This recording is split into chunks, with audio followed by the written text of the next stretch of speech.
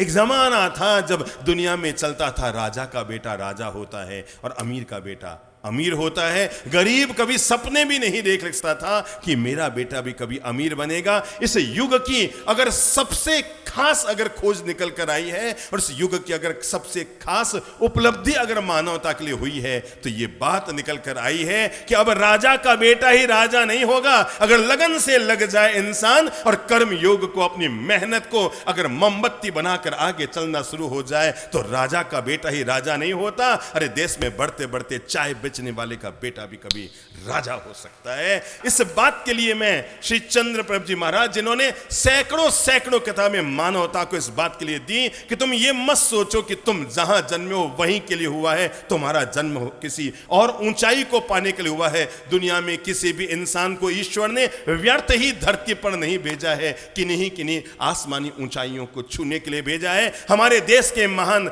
राष्ट्रपति अब्दुल कलाम साहब ने कहा था, तुम्हारे पांव भले ही जमीन पर हो, सपने हमेशा आसमान के देखो। क्योंकि दुनिया में याद रखना, कुछ लोग होते हैं जो सो करके सपनों को देखते हैं, पर कुछ महान लोग होते हैं जो जग करके सपनों को पूरा करते हैं। हमारी बातें इंसान को सपने नहीं दिखाती, लोरियां नहीं मारती, हमारी बातें तो इंसान को जगाती है। लोरियां दे देकर सुलाने की बातें हमारे सत्संग में नहीं मिलेगी। हमारे सत्संग में जब भी बातें मिलेगी, इंसान की सोई हुई चेतना को जगाकर और इस बात का बोध बनाने के लिए कि तुम जमीन पर खड़े हो पर सपने हमेशा आसमान के देखो और विश्वास रखो। गीता के श्री कृष्ण हमें तब भी कह के गए और आज हम आपसे कहते हैं, चिंता मत कर, तू तो कर्म योग कर, ईश्वर तो सदा तेरे साथ है।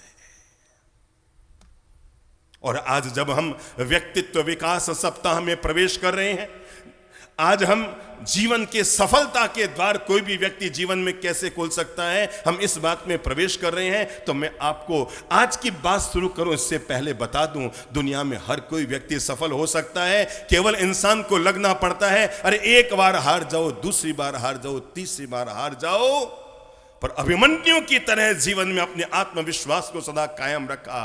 मैं हारूंगा पर हार के नहीं हारूंगा, मैं हारूंगा तो हिम्मत के साथ हारूंगा।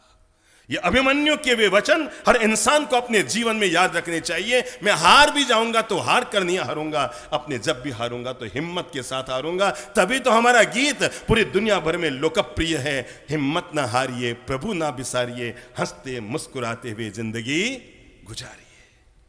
हिम्मत ना हारिए। जिंदगी में अगर सबसे बड़ी कीमत किसी की होती है तो इंसान की अपनी हिम्मत की होती है। नकार दिया गया था कोई व्यक्ति जब स्टूडियो में अपनी आवाज सुनाने के लिए गया था, तो स्टूडियो के संचालकों ने कहा था, तुम फिल्म इंडस्ट्रीज में कभी पांव भी नहीं रख पाओगे, तुम्हारी आवाज इतनी मोटी है, तुम कुछ नहीं कर पाओगे। बाहर निकलते हुए व्यक्ति ने ठान लिया था, वही व्यक्तित्व सप्ताह की बातें, वही सफलता के गुण उसके भीतर आ गए। मेरी आवाज मोटी है, फिल्म इंडस्ट्रीज में ये लोग कहते नहीं चल पाऊंगा, पर मैं कोशिश करूंगा, मैं मेहनत करूंगा, मैं लगा रहूंगा। और मोटी आवाज वाला वही व्यक्ति जिसको पहली बार फिल्म इंडस्ट्रीज में नकार दिया गया और रिकॉर्डिंग स्टूडियो से निकाल दिया गया कि बेवजह समय बर्बाद नहीं करते हम। लेकिन मैं बता दूं, मोटी आवाज के कारण किसी रिकॉर्डिंग स्टूडियो से निकाला गया वो व्यक्ति जब बाहर आकर अपना जज्बा जगाता है, क्या जगाता है? जज्बा जगाता है, तो बढ़ते बढ़ते वही व्यक्ति हमारे देश का महान अभिनेता अमिताभ बच्चन बन जाता है। मेरे भाई, मैं कैसे बताऊं, बचपन में गुल्ली डंडे खेलने वाले बच्चे को यह कहकर नकार दिया जाता है, ये गुल्ली डंडे खेलने वाला व्यक्ति अपने जीवन में क्या करेगा? अरे पूरी पढ़ाई भी नहीं कर पा रहा है, ये व्यक्ति क्या करेगा? लेकिन जब व्यक्ति ठान ले जिंदगी में कुछ बनने की सोच ले, जिंदगी में जब मानसिकता बना ले, बदले जीवन धारा के साथ अपनी सोच को जब आदमी बढ़ा लेता है, तो वही बालक बढ़ते बढ़ते हमारे देश का महान क्रिकेटर सचिन तेंदुलकर बन जाता है। मैं आपको कैसे बताऊं कि जिस व्यक्ति को बचपन में कभी, युवा अवस्था में कभी किसी पेट्रोल पंप में नौकरी करते हुए, जो वहां पर पेट्रोल भरा करता था गाड़ियों में, और पेट्रोल पंप के मालिक ने उस व्यक्ति को अयोग्य करार करते हुए नौकरी से बाहर निकाल दिया गया था। मैं आपको ये बातें इसलिए बताना चाह रहा हूं क्योंकि आज मैं लाइफ मैनेजमेंट, जीवन प्रबंधन की बातें जब करूंगा तो सफलता का द्वार खोलने के लिए व्यक्ति की व्यवस्थित जीवन शैली कौन सी भूमिका अदा करती है। जिस व्यक्ति को पेट्रोल पंप से नौकरी से निकाल दिया गया था, लेकिन निकलते समय उस व्यक्ति ने मन बना लिया था, आज मैं पेट्रोल पंप से बाहर निकल रहा हूं। एक दिन ऐसा आएगा जब देश भर में मेरे पेट्रोल पंप चलते होंगे। और वही व्यक्ति, नकारा हुआ व्यक्ति, एक महान लक्ष्य को लेकर, ऊंची सोच को लेकर, ऊंचे नजरिए को लेकर बाहर निकलता है। और वो धक्के दे के निकला हुआ नौकरी से व्यक्ति बढ़ता बढ़ता रिलायंस का मालिक धीरू भाई अंबानी बन जाता है। आदमी चाहे और न बन पाए। कभी कलकत्ता की गलियों में जिस व्यक्ति को तबला बजाते हुए केवल 25 पैसे मिला करते थे, और मंदिरों में जाकर तबले और पेटी बाजा बजाने के नाम पर 50 पैसे बचपन में मिला करते थे, लोग कहते थे ये नेत्रहीन बालक है, भला ये जीवन में क्या कर सकता है, ये जीवन में कुछ नहीं कर पाएगा। अरे जिसके पास आंख ही जीवन की नहीं है, वो भला जीवन में कैसे प्रगति करेगा। लेकिन कलकत्ता की गलियों से वो व्यक्ति, वो बालक, वो युवक बाहर निकलता है, अपने भीतर जज्बा जगाता है। आखिर ऐसा क्या हुआ कि श्री चंद्र प्रभु जी जैसे संत को सफलता के लिए, कैरियर के लिए, बड़ी सोच के लिए, बड़ी उम्मीदों के लिए अपनी सैकड़ों किताबें लिखनी पड़ी। मैं ये बताना चाहता हूँ, जीरो से हीरो आदमी कैसे बनता है, शून्य से शिखर तक आदमी कैसे बनता है, और जमीन से आसमान तक आदमी कैसे पहुंचता है। वो कलकत्ता की गलियों में नकारा हुआ नेत्रहीन व्यक्ति बाहर निकलता है, अपने भीतर जज्बा जगाता है, और जज्बा जगाकर वो आता है मुंबई, और बढ़ते बढ़ते हमारे देश का गौरव महान संगीतकार रविंद्र जैन बन जाता है। आदमी बनना चाहे और न बन पाए। मेरे भाई, पत्थर को पत्थर समझकर कभी नकार मत देना, क्योंकि वही पत्थर कभी बढ़ते बढ़ते मंदिर में पहुंचकर भगवान की मूर्ति बन जाता है। और चाय वाले को कभी चाय वाला समझकर नकार मत देना, क्योंकि वही चाय वाला बढ़ते बढ़ते बढ़ते बढ़ते बढ़ते बढ़ते बढ़ते बढ़ते, आप ही बोलोगे कि मैं भी बोलूं? बोल दो ना, थोड़ा गौरव के साथ बोल दो ना, वही चाय बेचने वाला एक बालक बढ़ते बढ़ते बढ़ते बढ़ते पूरे विश्व में छा जाने वाला हमारे देश का गौरवमय प्रधानमंत्री नरेंद्र मोदी बन जाता है। मैं ये सब बातें, मैं अगर चाहूं तो पूरा आज 1 घंटे का प्रवचन एक एक नाम के साथ लेकर के आपको बता दूं कि कौन व्यक्ति अपने जीवन में जज्बा जगाकर क्या बन सकता है। अरे बाकी सबको छोड़ो, जिनको पूरी दुनिया पढ़ती और सुनती है, श्री चंद्र प्रभु जी महाराज ने भी अपने जीवन में 9वीं कक्षा को सप्लीमेंट्री से पास किया था। किससे? किससे? मैं इनका माजाया भाई हूं, इसलिए सारी बातें जानता हूं, ठीक है ना। किससे पास किया था? किससे पास किया था? सप्लीमेंट्री से पास किया था। लेकिन जब रिजल्ट लेकर बाहर आए थे तो भीतर का जज्बा जगा, और जज्बा ऐसा जगा कि जिस बच्चे ने अपनी जिंदगी में 9वीं kक्षा को सप्लीमेंट्री से पास किया, आज देश के सैकड़ों विश्वविद्यालयों में उनकी किताबें चलती है। आदमी को अपना जज्बा जगाना पड़ता है, और जज्बा जगाए और सफल ना हो पाए, यह संभव नहीं। यह हमारा भारत देश है ना, इसकी सबसे बड़ी महान संस्कृति यही रही है। यहां पर किसी भी जीवन को ऊट पटांग नहीं जीने की रजा दी गई है। यहां पर हर जीवन के लिए व्यवस्थित चरण दिया गया है। अगर किसी व्यक्ति का दुनिया में जन्म भी हुआ है तो ऐसा नहीं कि जब इच्छा हो तो जन्म गए और जब आयुष्य पूरा हो तो मर गए। हर जीवन को व्यवस्थित ढंग से बांटा गया ताकि आदमी अपने जीवन को सुव्यवस्थित जी सके। व्यक्ति के जीवन का पहला भाग निकाला गया बचपन। ये तुम्हारे लिए शिक्षा और दीक्षा और संस्कारों के लिए है। ये तुम्हारी वो जीवन की नींव है जहां पर तुम जीवन में क्या बनोगे इसका आधार स्तंभ तय होगा। पहला आधार बचपन निकाला गया और दूसरा व्यक्ति के जीवन का क्रम डाला गया और वो है ब्रह्मचर्य आश्रम। शील, श्रद्धा, प्रज्ञा, विवेक और अपने संस्कारों को पल्लवित करते हुए व्यक्ति अपने जीवन की नींव बनाए। और इसके आगे दूसरा आश्रम दिया गया। कितना व्यवस्थित। मैं समझता हूं पूरी दुनिया के इतिहास में हो सकता है हजारों किताबें लिखी गई हो, पर जीवन जीने की जो शैली हमारे भारतीय संस्कृति ने दी है, हमारी हिंदुस्तान की परंपरा ने मानवता को जीवन जीने की जो व्यवस्थित शैली दी है, दुनिया में कहीं नहीं दी होगी। और इसीलिए दूसरा चरण यहां पर दिया गया और वो है गृहस्थ आश्रम। आओ अब कदम बढ़ाओ। जीवन को अलग अलग भागों में बांटा गया। पहला भाग, अगर हम 80 साल की उम्र माने तो 20-21 साल तक की उम्र किसके लिए? आंखें मारने के लिए नहीं, उठ पटांग बेवजह के मोबाइलों में समय बर्बाद करने का नहीं, अपने जीवन के निर्माण करने के लिए, क्योंकि यही व्यक्ति की स्थिति है, यही व्यक्ति का समय है जब व्यक्ति अपने जीवन की नींव का निर्माण करता है। और जैसी नींव होगी, अगर तुम मजबूत महल बनाना चाहते हो तो महल की दीवारें मजबूत बनाने की मत सोचो, अगर मजबूत महल बनाना चाहते हो तो उसकी नींव को मजबूत बनाने की सोचो। वो पहला चरण है। चलो अब आगे बढ़ो। जीवन जीने की शैली का दूसरा चरण क्या आता है? ब्रह्मचर्य आश्रम के बाद वो मैंने क्या कहा, किसके लिए है? शील किसके लिए है? ज्ञान किसके लिए है? शिक्षा किसके लिए है? संस्कार किसके लिए है? दीक्षा किसके लिए है? जीवन निर्माण के प्रति पवित्र सोच, नैतिक मूल्यों के प्रति इंसान के भीतर पैदा की जाने वाली सोच का वो समय है। अब दूसरा चरण आता है। व्यवस्थित जीवन शैली के निर्माण के लिए दूसरा चरण हमारी संस्कृति ने दिया है, उसका नाम बोलो तो गृहस्थ आश्रम। अब तुम अपने कदम बढ़ाओ, संसार को बढ़ाने के लिए अपने कदम बढ़ाओ, जीवन की खुशियों को पाने के लिए कदम बढ़ाओ। तुमने जो 25 साल या 20 साल में अपनी मजबूत नींव निर्माण की है, उन उत्तम संस्कारों के साथ, उस उत्तम जीवन शैली के साथ अब अपने जीवन जीने के लिए कदम बढ़ाओ। एक ऐसे उत्तम संस्कारों के साथ जीवन जीने के लिए कदम बढ़ाओ ताकि आने वाला कल तुम पर गौरव करे। तीसरा चरण जब लगता है परिवार बना, संसार बसा, संतानें हुई, विवाह शादियां हो गई, सब उत्तरदायित्व से मुक्त हो गए, तो कहते हैं अब तीसरे चरण में प्रवेश करो। एक ही भाग में जीवन मत जी लेना, क्योंकि यही जिंदगी नहीं, जिंदगी और आगे है। अब मुक्ति के लिए अपने कदम बढ़ाओ और वो तीसरा चरण है। अब तुम परिवार में तो रहो, घर गृहस्थी में भी रहो, संसारी लोगों के साथ भी रहो, लेकिन अब थोड़ा सा अपने आप को ऊपर उठा लो। जैसे कीचड़ में कमल रहता है ना, पैदा तो कीचड़ में होता है लेकिन धीरे धीरे कीचड़ से बाहर हो जाता है। ऐसे ही तीसरा चरण मनुष्य जाति के लिए हमारे महान ऋषियों ने दिया, और उस तीसरा चरण का नाम क्या है?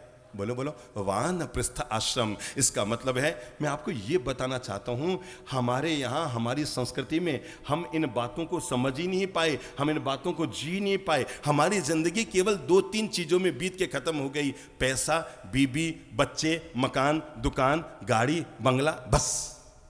अगर आप अपने आप को उपलब्धि के नाम पर सोचें कि मैं 20 साल पहले कहाँ था और आज कहाँ हूँ, तो आपके भीतर से जवाब आएगा, 20 साल पहले मैं कमा रहा था, आज 2 बच्चों का बाप हूँ। फिर जवाब आएगा, हाँ 20 साल पहले मेरे पास केवल 2-2.5 करोड़ थे, आज मेरे पास 15 करोड़ की संपत्ति। हाँ 20 साल पहले मैं मालदा सिरी में किसी गली में रहता था, आज मेरे बाहर में एक बंगला हो गया। इसके अलावा, इन भौतिक उपलब्धियों के अलावा आपके पास कौन सी आपकी निजी उपलब्धि है जिस पर आप गौरव कर सकें? मैंने अपने जीवन का ये विकास किया है, मैंने ये आध्यात्मिक विकास किया है, मैंने ये नैतिक मूल्यों का विकास किया है, आज मैं वहां से यहां तक पहुंचा। तीसरा चरण क्या नाम है इसका? बोलो मुझसे, वानप्रस्थ।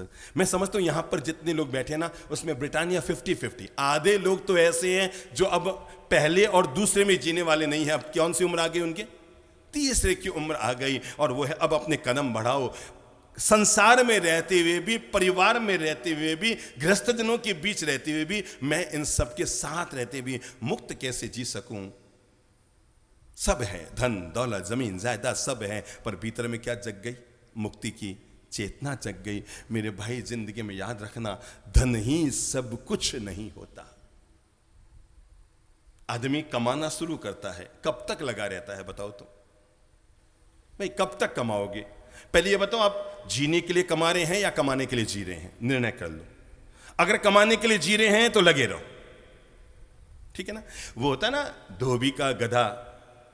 आप ही बोलो ना, सारी बातें मैं बोलूँ तो मुझे भी तो कुछ लगता है ना मन में। भाई थोड़ा आप बोल लो, आपके रोज काम पड़ता है। धोबी का गधा, घर से घाट और घाट से घर, घर से घाट और घाट से घर। धोबी का कुत्ता, घर से घाट और घाट से घर, और एंड में कहाँ पहुँचता है? वहीं का वहीं खड़ा रह जाता है। हम ऑफिस से घर, घर से दुकान, दुकान से घर, घर से दुकान, दुकान से घर, घर से दुकान, ऑफिस से घर, बस इसी में पूरी जिंदगी। क्या क्या क्या क्या क्या क्या क्या पाया हमने? 5 करोड़ थे, आज 25 हो गए होंगे, नहीं? यही सब पाया ना। मैं आपको कैसे बताऊं, एक आदमी बड़ा अमीर बन गया था, पर उसकी तबीयत बिगड़ गई, मर गया। मरते मरते अपने पत्नी के नाम पर 350 करोड़ की संपत्ति छोड़ गया। कितनी? मुंह से बोल लो। 350 करोड़ की संपत्ति छोड़ गया। पता नहीं जिंदगी कैसा मोड़ देती है। उस व्यक्ति की पत्नी ने उसी के ड्राइवर से शादी कर ली।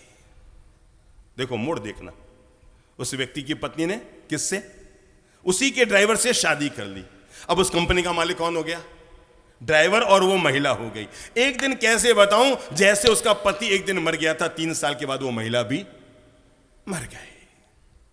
अब कौन बचा? अकेला ड्राइवर। एक दिन ड्राइवर ऑफिस में बैठा था, अपने ही सेठ के ऑफिस में, जहां पर हमेशा वो दरवाजे पे खड़ा रहता था। आज वो सेठ की कुर्सी पर बैठा था। यूं यूं अंगुली डाल के यूं बैठते ना, कभी कभी सेठ लोग यूं, ज्यादा अमीर लोग यूं बैठते हैं कुर्सी पर, यूं यूं बैठा था। सामने सेठ की तस्वीर लगी हुई थी। किसकी? 350 करोड़ जो कमा के गया उस सेठ की तस्वीर लगी हुई थी। उसने तस्वीर को देखकर मुस्कुराते हुए कहा, वारे सेठ, क्या गजब हुआ। मैं सोचता था कि मैं जीवन भर तेरे लिए मेहनत कर रहा हूं, आज पता लगा तू तो खुद मेरे लिए मेहनत कर रहा था। ये जीवन का मोड़ है। मुझे क्या लगा था? मैं बोलो इन सब हकीकतों से कभी ना कभी हमें भी जिंदगी में गुजरना पड़ता है। मुझे लगा था कि मैं तेरे लिए मेहनत कर रहा हूं, पर आज पता लगा धन का तो देखो प्रवाह है, आज इधर है कल उधर है। एक होटल में क्या हुआ, एक महानुभाव आया, रूम वूम देखे और देख कर कहा, भाई हो सकता है कल मैं रुकने के लिए आऊंगा। अभी जैसे दिवाली के समय में उदयपुर में होटलों में रूम कम मिलती है ना, भीड़ भड़क्का हो जाता है, और वही माहौल था उदयपुर में आया होगा और भीड़ भड़क्का ज्यादा था। तो वो कह गया, देख भाई मेरा रूम बुक कर ले, पर मेरा पता नहीं कल सुबह में आ पाया कि नहीं आ पाया। उसने कहा ऐसा नहीं होगा, तुम मुझे रुपये देकर जाओ बस। तो उसने कहा एक काम कर भैया, तू इतना मुझे कर दे, मैं तुझे 2000 रुपये दे के जाता हूं, अगर मैं रुकूंगा तो 2000 तू रख लेना, और नहीं रुकूं तो मुझे वापस दे देना। पहले तो वो ना नो करो, उसने कहा ठीक है चल तू 2000 देकर जा, अगर तू रुका तो तेरा रूम बुक और नहीं तो तेरे रुपये वापस दे दूंगा। उसने उसको 2000 रुपये दिए, बाहर निकल गया। इतने में ही होटल में जो आदमी रोज दूध लेकर आता था वो हिसाब मांगने आया, भैया मेरे 2000 रुपये हो गए, दूध के रुपये लौट दो। तो उसने क्या किया, वही 2000 रुपये दूध वाले को दे दिए। दूध वाला क्या है, कहीं से घी लाकर बेचा करता था, और वो घी वाला दूध वाले के आया और आकर कहा, भैया मेरे रुपये का हिसाब कर दे। उसने वो 2000 रुपये घी वाले को दे दिए। घी वाला भी किसी और गाय वाले से दूध लाया करता था, भैंस और गाय गांव वाले से, उसका हिसाब बाकी था, उसने 2000 उसको दे दिए। आगे बढ़ना, अब मैं कैसे बताऊं, वो जो गाय और भैंसे के बाड़े वाला था वो किसी चारे वाले के यहां से चारा खरीदता था। आगे बढ़ो देखना रुपये कैसे बहते बहते वापस कहां आते हैं। वो चारे वाले के यहां उसने हिसाब करना था, उसने 2000 रुपये चारे वाले को दे दिए, और चारे वाले ने दरअसल 3 दिन पहले ही उसी होटल में अपने 10 मेहमानों को खाना खिलाया था, रुपये देने बाकी थे, उसने लाकर 2000 रुपये वापस किसको उस होटल वाले को दे दिए। अगले दिन उस होटल में वो मेहमान आया, कहा भैया मुझे नहीं रुकना है, मेरे रुपये वापस दे दे। वो 2000 लेके चला गया, रुपये उसके जेब में चले गए, 10 लोगों का हिसाब निपट गया।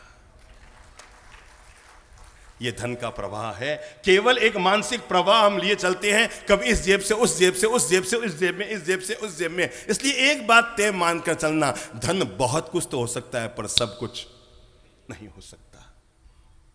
धन कितना सामान्य सी वस्तु हो सकती है, यह कोई ऐसे व्यक्ति से जाके पूछो जिसने 10-10 हजार करोड़ की संपत्ति का त्याग करके अपने जीवन में मुनि जीवन को स्वीकार किया। धन कितना व्यर्थ हो सकता है, धन कितना निरर्थक हो सकता है, जिस धन के लिए लोग भाग रहे हैं। जरा कल्पना करो, इस युग में इस पवित्र मार्ग पर, मुनि जीवन के मार्ग पर आने वाले लोगों को हाथ जोड़कर प्रणाम जरूर कर लो, जिन लोगों ने करोड़ों अरबों की संपत्तियां एक सेकंड में परित्याग करके अपने जीवन में मुक्ति का मार्ग स्वीकार कर लिया। हाँ, यही चौथा मार्ग आता है जिसका नाम है, बोलो बोलो बोलो बोलो बोलो बोलो, संन्यास आश्रम। चल बेटा निकल पड़।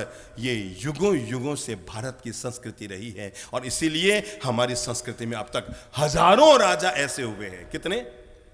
हजारों राजा ऐसे हुए हैं जिन्होंने बुढ़ापे में जाकर के अपना राजपाट बच्चों को देकर के मुक्ति का मार्ग स्वीकार कर लिया। मैं ये कहना चाहता हूं, हमारी परंपरा में सबसे बड़ी खास बात यही रही है, यहां पर हर चीज व्यवस्थित दी गई है। जीवन प्रबंधन की व्यवस्थित शैली दी गई है। 4 आश्रम दिए गए, बिल्कुल व्यवस्थित प्रस्तुति। 16 संस्कार दिए गए, बिल्कुल व्यवस्थित प्रस्तुति। अगर अध्यात्म में हम जाएं, लेश्या विज्ञान दिया गया, मनुष्य के विचार धाराओं के आधार पर बिल्कुल व्यवस्थित जीवन निर्माण की प्रकृति। अगर हम गुण स्थान पर आए, मनुष्य की मानसिक स्थिति के आधार पर गुण स्थानों के 14 गुण स्थानों की व्यवस्थित प्रस्तुति। अगर हम द्वादश भावना में आए, मनुष्य की मानसिक स्थिति के आधार पर 12 भाव में, ये आपको एहसास कराना चाहता हूं, जीवन जीने की एक पवित्र शैली हमारी भारतीय परंपरा में दी गई है। और आज मैं आपको लाइफ मैनेजमेंट, दिमाग में ले लो शब्द, क्या शब्द दे रहा हूं, लाइफ मैनेजमेंट। इतना जबरदस्त मैनेजमेंट हमारी परंपरा ने, भारत ने दिया है कि अगर कोई गरीब किसान 4 आने भी कमाता है, बोलो बुद्धि लगाओ, कमर सीधी करो सभी लोग। क्या कहा मैंने? अभी भी कुछ लोगों की टेढ़ी है, रह न जाए टेढ़ी, चेक करो खुद को, सीधी कर लो। अगर कोई गरीब किसान कितने आने, दिमाग में लो, कितने आने, 4 आने कमाता है, तो भी उसके लिए व्यवस्था दी गई है। कौन बताएगा उस गरीब किसान को? हमारी भारतीय परंपरा ने जीवन जीने की शैली, धन के व्यवस्थित उपयोग करने की क्या शैली दी, याद है? गरीब किसान के 4 आने किसको याद है? हाँ बोलो बोलो बोलो बोलो, खड़े हो जाओ, हाँ माइक दीजिए उनको। गरीब किसान के 4 आने, और कितनी महान जीवन शैली दी गई। अगर तू 4 आने कमाता है तब भी उसका क्या उपयोग कर? पहला आना उधार देता हूं, दूसरा आना उधार चुकाता हूं, तीसरा आना कुएं में फेंक देता हूं, और चौथा आना दान देता हूं। ठीक है, बैठिए। जीवन जीने की जो पवित्र शैली दी गई 4, और कौन बोलेगा 4 आने का? किसको मालूम है? और किसी को मालूम? चलो मैं बताता हूं आपको। जीवन जीने के 4 आने भी अगर तुम कमाई कर रहे हो तो पहले आने का उपयोग करो। अपने घर के माता पिता यानी अभिभावकों के बुढ़ापे की जिंदगी सुखपूर्वक जी सके, इसके लिए 1 आना उनके नाम पर समर्पित करो। नंबर 2 आना अपनी पत्नी और बच्चों के जीवन की सही व्यवस्था के लिए खर्च करे किसान। हमें नीति दी गई। नंबर 3 आना, जिस व्यापार को वो करता है उस व्यापार में अपने 3 आना लगाए। और नंबर 4 आना, अब बताओ क्या दिया गया? बोलो बोलो बोलो बोलो, नेकी कर कुएं में डाल। आप सोचो, एक गरीब किसान जो केवल 4 आना कमाता है, उसके जीने का भी सही प्रबंधन यह है, वो 4 के 4 आने केवल अपने बीवी बच्चों के लिए खर्च नहीं करता। पहला आना घर के अभिभावक जिनके बदौलत जीवन पाया, 2 आना जो उसके जीवन से जुड़े हुए हैं, 3 आना जिस व्यापार में वो लगा हुआ है वहां समर्पित करें, और 4 आना नेकी कर कुएं में डाल। मैं ये बताना चाहता हूं, हमारे यहां जीवन जीने की एक व्यवस्थित शैली दी गई। जीवन जीने का मकसद खास होना चाहिए, अपने आप पर हमें विश्वास होना चाहिए।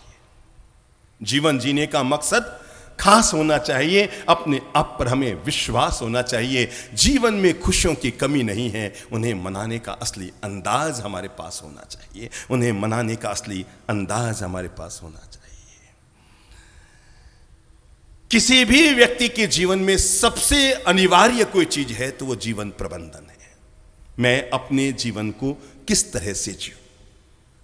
हर कोई व्यक्ति अपने जीवन को उन ऊंचाइयों तक पा सकता है जिनके वो केवल सपने देखता है।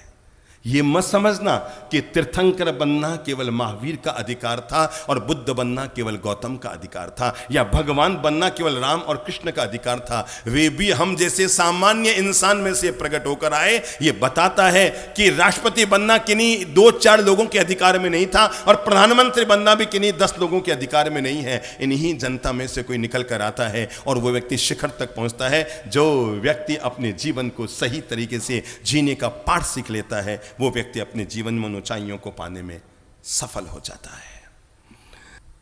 आओ जीने के कुछ पाठ सीखते हैं। अपने लाइफ मैनेजमेंट, एमबीए तो कई लोग कर लेते हैं, आज मैं लाइफ मैनेजमेंट, अपने जीवन का सही प्रबंधन कोई व्यक्ति कैसे करे। एक व्यक्ति अगर अपने कार्य का सही प्रबंधन कर ले तो एक ऑफिस में बैठा बैठा 100 कंपनियों को अकेला व्यक्ति चला सकता है, अगर सही प्रबंधन कर ले तो। देखो, आपके घर में 10 मेहमान आए और उन 10 लोगों को आपको सम्मान पूर्वक बैठाना है। आपने दरी उठाई, क्या उठाई? दरी उठाई कि मैं इन सभी लोगों को सम्मान पूर्वक बैठाऊं। और आपने क्या किया? दरी उठाई, उसको खोला और बीच में से पकड़ कर यूं छोड़ दिया। दिमाग में लो, चलो करो, हाथ में लो, दरी लो, पहले खोलो दरी को। दरी खोल ली आपने मेहमानों को बैठाने के लिए। अब बीच में से दरी को पकड़ो और पकड़कर उसको बीच आंगन में छोड़ दो। मुझे एक बात बताओ, उस पर कितने लोग बैठ पाएंगे? बुद्धि लगाओ। आप खुद भी नहीं बैठ पाएंगे बराबर। बैठेंगे तो कभी इधर चुभेगा, कभी अरे यार ये क्या हो रहा है, कभी यूं होते ही रहेंगे। डामाडोल चलती रहेगी। मैं आपको बताना चाहता हूं, अगर दरी को भी आपने सही ढंग से नहीं बिछाया तो आप खुद भी उस पर नहीं बैठ पाओगे। और चारों कोने पकड़कर आपने उसको व्यवस्थित रूप से बिछा दिया तो उस पर आप 10 लोगों को आराम से बैठा पाएंगे ना। ये है व्यवस्थित जीवन शैली का परिणाम कि अगर दरी भी व्यवस्थित बिछी हो तो उस पर 20 लोग बैठते हैं, और अव्यवस्थित पटकी हुई दरी पर तो और चुभने लायक बनती है। कहते हैं इसको हटा दो यार, हम जमीन पर ही बैठ जाएंगे, आराम से बैठ जाएंगे। व्यवस्थित हमारी जीवन शैली हो। सबसे अच्छा दिन कौन सा है? आज का दिन। समझ गए? सबसे अच्छा दिन कौन सा है? आज का दिन। क्योंकि ईश्वर ने हमें आज का दिन दिया है। सबसे अच्छा दिन किसी मनुष्य के लिए होता है क्योंकि अतीत हमारे हाथ में नहीं था और भविष्य का हमें पता नहीं है, पर वर्तमान को हम अगर ईमानदारी से जी लेते हैं तो आज का दिन हमारे जीवन के लिए सबसे अच्छा दिन है, जिसको हम अगर सही उपयोग कर लें तो हमारा कल बेहतर बन सकता है। हम बही में लिखते हैं ना, शुभ लाभ लिखते हैं ना, शुभ लाभ। सुबह सुबह एक काम किया करो, अपने जीवन की रोकड़ उठाया करो, ठीक है ना। आपने बही में तो लिख दिया, क्या लिखा? शुभ लाभ। हर रोज सुबह उठकर अपने जीवन की बही खाते में ऐसे ही 2 शब्द लिख दिया करो, भगवान करे दिन भर आपको शुभ लाभ हो। पर सुबह सुबह अपनी बही खाते में लिख दो, शुभ काम। मैं क्या करूंगा दिन भर? क्या करूंगा? मुंह से बोल लो। मैं जब भी कोई कर्म करूंगा तो ये जरूर चिंतन करूंगा, मेरा हर कर्म शुभ परिणाम देने वाला है कि अशुभ परिणाम। और ये कोई खास बात नहीं है, ये शुभ परिणाम आपको मिल रहा है कि दूसरे को मिल रहा है।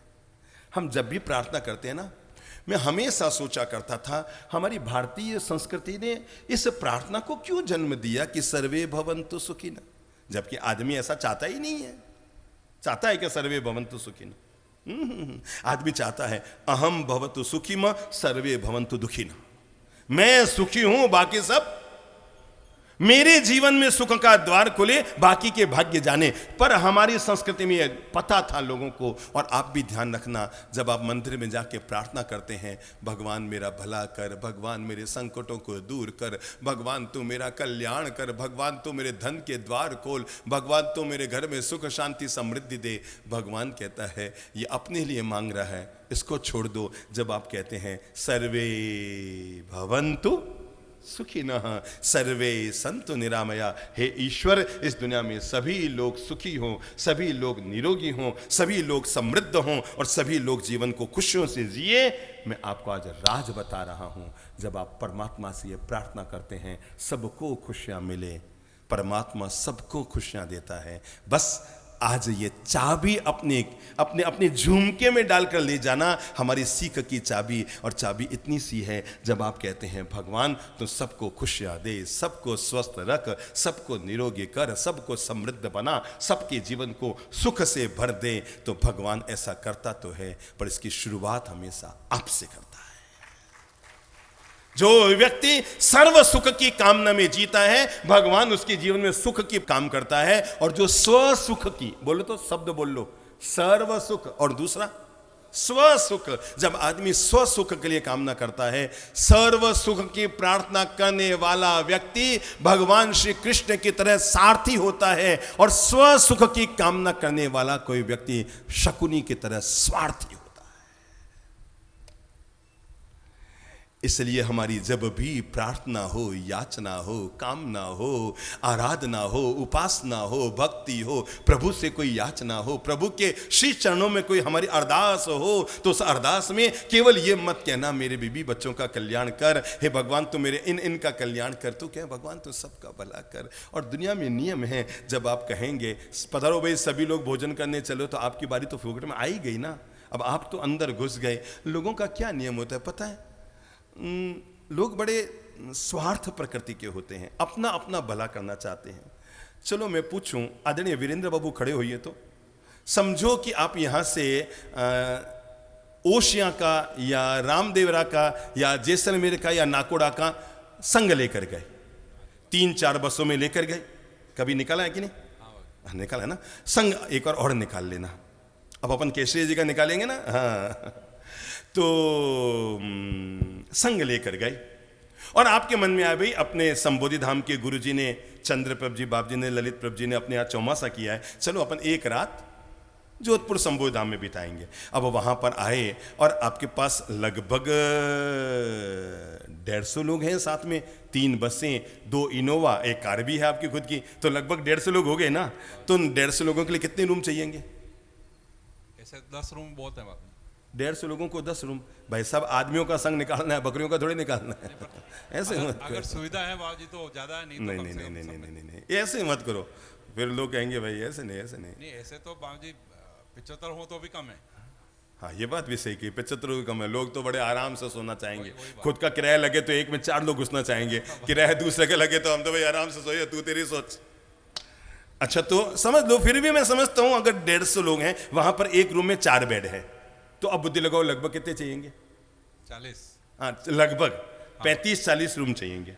अब मई का महीना था, तेज गर्मी तप रही है और आप वहां पर आए, आके कहने लगे बाप जी अरे हमने कहा बहुत खुशी की बात भाई, उदयपुर के लोग आए। मैं आपको कैसे बताऊं, जब भी कोई मेवाड़ का व्यक्ति संबोधि धाम में आता है, हमने हमेशा उनको पलकों पर बैठाकर सम्मान देने में कमी नहीं रखी। बिल्कुल सही है बाबू जी। जब भी कोई आया होगा, अगर आप भी आए होंगे, तो हमने मान सम्मान गौरव में कभी कमी नहीं आने दी। ये हमारे मेवाड़ के लोग आए हैं, अरे मेरे भाई ये मेवाड़ की तो आन बान शान है। यहाँ की भक्ति, यहाँ की शक्ति, यहाँ का शौर्य और यहाँ की गुरु श्रद्धा पूरी दुनिया में कहीं देखने को नहीं मिल सकती, है ना। तो आप वहाँ आए, अब पता लगा वहाँ पर 20 तो एसी रूम है और 20 कूलर वाले रूम है, और है भी ऐसे ही हो, ध्यान रखना हो तो अब क्या होगा? आप किन लोगों को एसी में डालेंगे, किन लोगों को कूलर में डालेंगे? बुजुर्ग और जो प्रौढ़ हैं उनको पहले एसी में डालेंगे।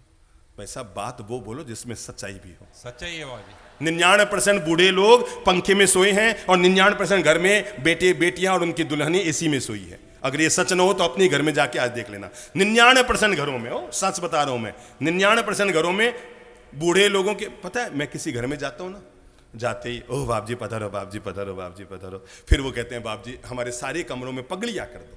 क्या कहते हैं? पगड़िया कर दो। अब किसी का 4 मंजिल का मकान है, इस घर में इस कमरे में पगड़िया करो, इसमें भी पगड़िया करो, इसमें भी पगड़िया करो।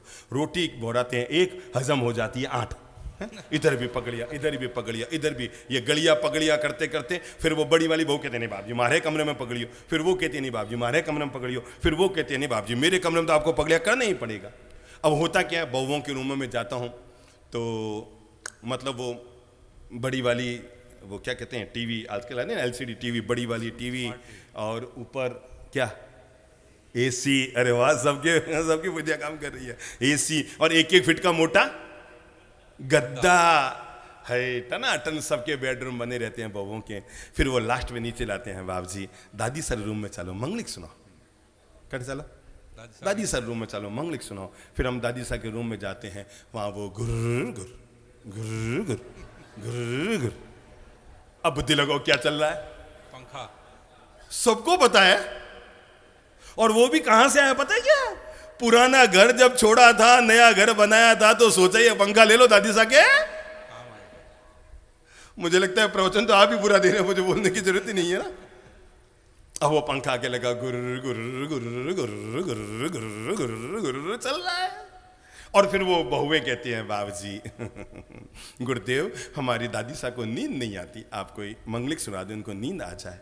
तब मैं उनको उपाय बताता हूँ, और आज ये हजारों लोगों को ये उपाय बता रहा हूँ, आज से अपने घर में लागू कर लेना। ऐसी मस्त दादी सा को नींद आएगी, कल सुबह उठकर अगर वो ये ना कह दे ललित प्रभु जी महाराज आप पहले क्यों नहीं आए, तो आप मुझसे कह देना। और करना कुछ नहीं है, जिस रूम में दादी सा सोते हैं वहाँ पर तो आप सोना, और जिस रूम में आप सोते हो वहाँ पर अपनी दादी सा को सुलाना। पता लग जाएगा किसकी नींद आती है और किसकी नींद, एक ही रात में पता लग जाएगा कि दादी सा को नींद क्यों नहीं आती है। चलो अब आ जाओ, 20 रूम एसी, 20 रूम कूलर वाले। मैं बता दूं जो आपके सगा प्रसंगी मेहमान, बेटी के जमाई, कंवरसा, अटरम पटरम खटरम, ये सब तो किस में जाएंगे? इसी में। और घर घर के लोग, अरे भाई ठीक है, एक रात का तो काम ही है, सुबह तो निकलना ही है, वैसे 11 तो 10 तो बज ही गई है ना, सुबह 5 बजे तो अपने को बस में चढ़ने, ठीक है अब रात निकाल लेंगे, ठीक है अपने घर वाले कहाँ आ जाओ? कूलर में आ जाओ। अब रात को गर्मी तेज तप रही है, 11:30 बज गए। जोधपुर में गर्मी बड़ी जोरदार पड़ती है, तो अब वो एसी वाले तो बड़े मस्त हैं, टनाटन मस्ती आ रही है। अब माथा किसका दुख रहा है? और कोई तरीका है? 10 बार वीरेंद्र जी ने फोन किया कि चलना है चलना है चलना है, तब तो हम आए और ला करके हमको कूलर में डाल दिया, और अपने जवाइयों को तो सबको बेटों ने डाला एसी में। अब इन कूलर वालों को सुखी करने का क्या तरीका? मैं बताऊं, बता दूं, अगर एसी वालों की लाइट चली जाए तो कूलर वालों की लॉटरी खुल जाएगी। सच्चाई कहता हूं मैं आपको, इंसान की हकीकतें बता रहा हूं। अगर एसी वालों की लाइट चली गई, वो जो उधर के 20 रूम है वो लाइन से एसी वाले, और पता लगा एक साथ एसी चला तो वो क्या हो गया? धप। और वो मैकेनिक कहता है रात भर अब लाइट नहीं आ सकती है, तो पीछे से खराब हो गई है। अब कौन मुस्कुरा रहे हैं? कूलर वाले। वाह वाह, अपर कूलर बढ़िया, वाह अपर, वाह वाह, रोई वे रात भर रोई, अपर तो कूलर बढ़िया। अब आगे बढ़ो बात, अब सुखी कौन और दुखी कौन? एसी वाले दुखी और कूलर वाले टनाटन मस्त। अब हुआ क्या? अब एसी वाले रूम से बाहर आए, और क्या ढूंढ रहे एसी? एसी के तो ऊपर क्या हो गई है? और इन लोगों के तो कूलर बढ़िया, पंखा तो चल रहा है, यहां तो रात भर लाइट नहीं है। अब इन एसी वालों को सुखी करने का क्या तरीका?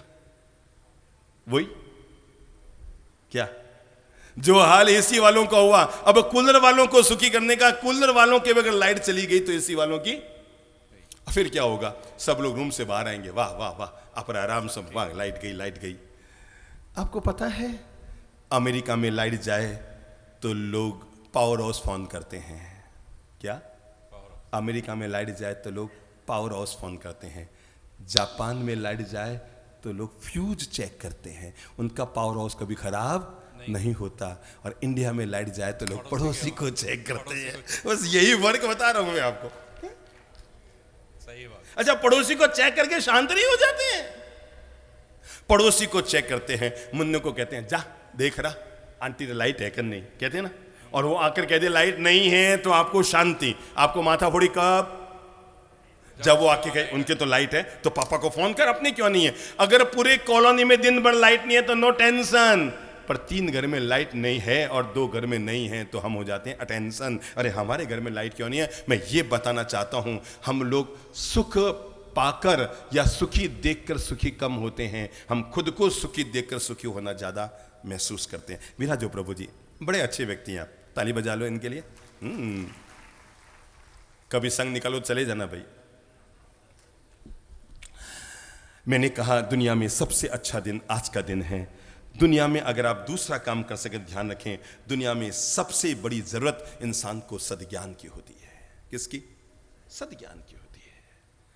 दुनिया में हर इंसान को इसकी जरूरत होती है। हर किसी इंसान को अपने जीवन का थोड़ा सा वक्त, रोज, महीने में 30 दिन। क्या एक बात बताओ, ये सत्संग माला को शुरू हुए कितने दिन हुए अभी तक? 29 तारीख को हम आए थे, आज कितनी है? 11 तारीख है ना? तो कितने दिन हुए? लगभग 12 दिन हुए हैं। आज 13 है, 13वें दिन हुए होंगे, ठीक है ना? लगभग 12-13 दिन हुए हैं। क्या आपको लगता नहीं है कि आपका विचार, सोच और जीवन का स्तर पहले से थोड़ा बेहतर हुआ है? जवाब दो जोर से, हैं? नहीं, जोर से बोलो। अगर बेहतर हुआ तो हाथ खड़ा करके बोलो बेहतर हुआ है। अगर वास्तव में बेहतर हुआ तो तबीयत से ताली बजाकर बोलो कि बेहतर हुआ है। मैं आपको इतना सा अनुरोध कर रहा हूं, अगर केवल 13 दिन की बातें हमारे मन मस्तिष्क को निर्मल कर सकती है, ज्ञान की गंगा का प्रवाह हमारे दिमाग में चल सकता है, भीतर का कचरा बहकर बाहर जा सकता है। जबरदस्त हुआ रे उदयपुर में, तो ऊपर से बरसा जमकर पानी और टाउन हॉल मैदान में आई प्रभु की वाणी, और इन दोनों ने मिलकर शहर को खुशियों से भर दिया। मैं आपको कैसे बताऊं, लोगों के दिलो दिमाग इतने आनंद और खुशियों से भर गए हैं। इसलिए मैंने कहा किसी भी इंसान को उसके जीवन में रोज जिस चीज को हासिल करना चाहिए, रोज जिस चीज कमाई करनी चाहिए, रोज अपने जीवन में इस चीज को हासिल करना चाहिए, और वह है सद्ज्ञान को किसी भी इंसान की अगर रोज की अगर जरूरत है, रोजमर्रा की रोटी कपड़ा मकान, ये है तो भी ठीक, इनमें कोई ऊंचा नीचा कटौती हो गई ठीक, और जैसे तैसे आदमी इनकी व्यवस्था तो कर ही देता है, क्योंकि भगवान कहीं ना कहीं हमारे जीवन की व्यवस्था में अहम भूमिका अदा करता रहता है। तो पर एक चीज के लिए हमें व्यक्ति को पुरुषार्थ करना चाहिए, वो है सदका। आपने कभी सोचा कल आपको किताबें क्यों मिली? कोई फ्री में तो आती नहीं है। अभी तो देश में सबसे महंगा कागज चल रहा है ना, पेपर सबसे महंगा चल रहा है। अभी देश के इतिहास में इतना महंगा पेपर कभी नहीं हुआ होगा। क्यों अभी चौधरी ऑफसेट कहाँ है? हंसराज जी, क्यों अभी पेपर महंगा है कि सस्ता है? महंगा है कि ज्यादा महंगा है? ज्यादा महंगा है कि बहुत महंगा है? बहुत महंगा है ना। तब भी आपको रोज एक एक किताबें हम देने की कोशिश करते हैं, इस पवित्र भावना के साथ कि खुदा न खास्ता 5 महीने बाद तो हम चले जाएंगे, लोगों के दिमाग में ज्ञान रहेंगे, पर हमारे जाने के बाद भी उन्हें सदज्ञान की अगर जरूरत हो, रात को 12 बजे भी अगर आपको अपने गुरु महाराज से मिलना हो तो आप उनके रूम और कक्ष में तो नहीं जा सकते, पर अपने सिरहाने एक पवित्र किताब लेकर जरूर सोया करो, ताकि रात को 12 बजे भी अगर आपकी इच्छा हो गई मुझे चंद्रप्रभु जी महाराज से मिलना है, उनकी किताब को खोलो, कोई भी एक पन्ने पे आ जाओ, लगेगा उनकी वाणी ही तो उनके जीवन का दर्शन बन जाती है हमारे लिए।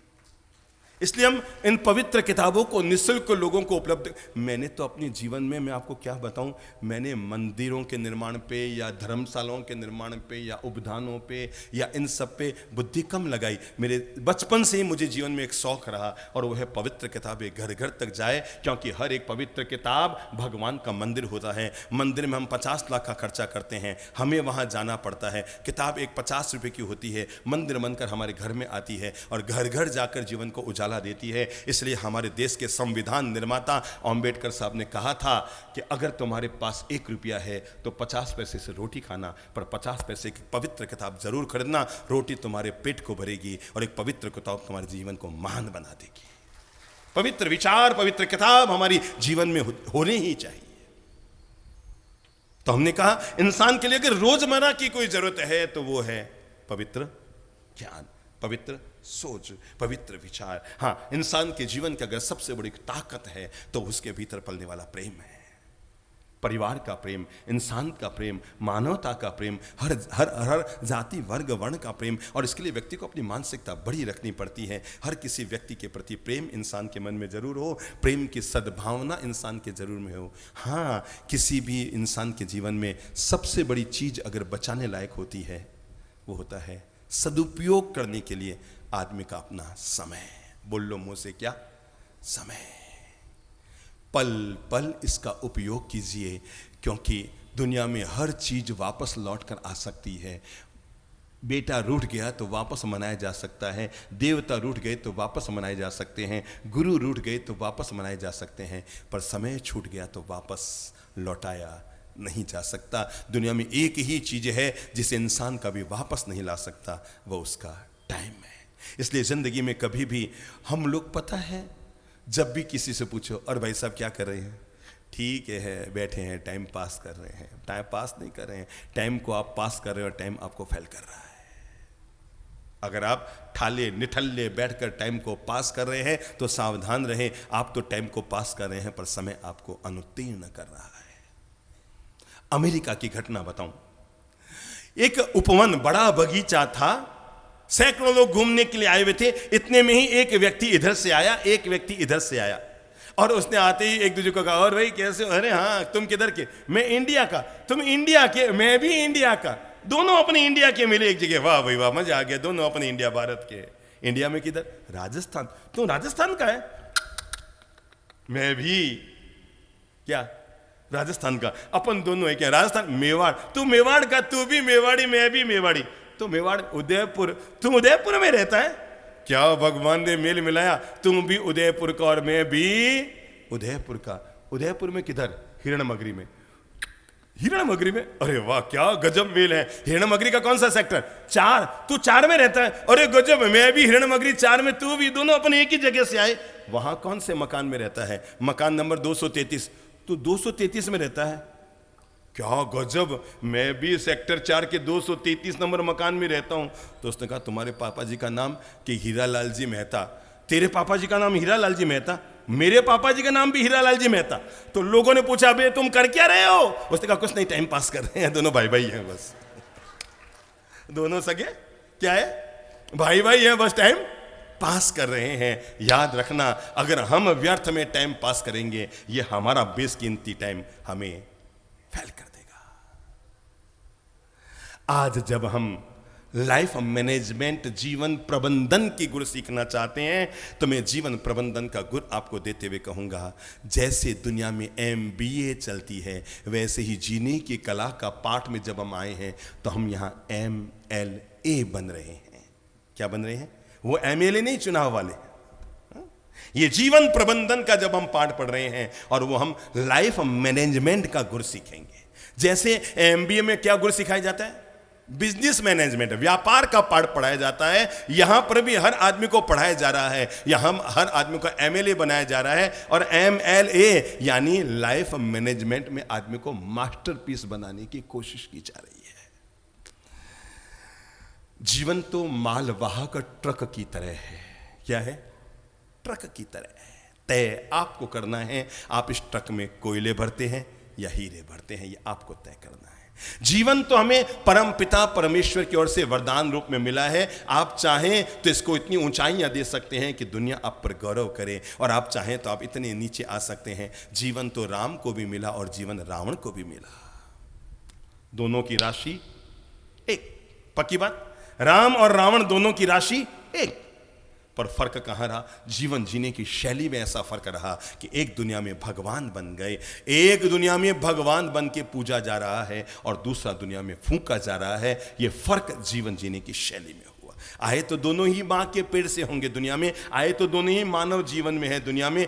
बचपन में सभी ने पढ़ाइयां की होगी, दोनों के पास शक्ति थी, दोनों के पास ताकत थी। अरे राम के यहां तो सिंहासन भी सोने का था कि नहीं, रावण की तो पूरी लंका सोने की थी। पर फर्क जिसमें रहा वो जीवन प्रबंधन, जीवन का मैनेजमेंट, जीवन की सोच, जीवन का नजरिया, मुझे किस तरह का जीवन जीना है। इसी फर्क ने एक को राम बनाया और एक को कृष्ण। और कंस, राशि एक नहीं, और क्या एक था बताओ तो?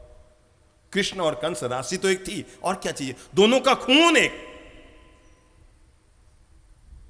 आखिर कृष्ण कंस की तो सगी बहन के पुत्र थे, तो दोनों का खून एक। लेकिन जीवन जीने की शैली में फर्क हुआ। एक व्यक्ति कंस बनकर दुत्कारा गया, एक व्यक्ति कृष्ण बनकर दुनिया में पूजा गया।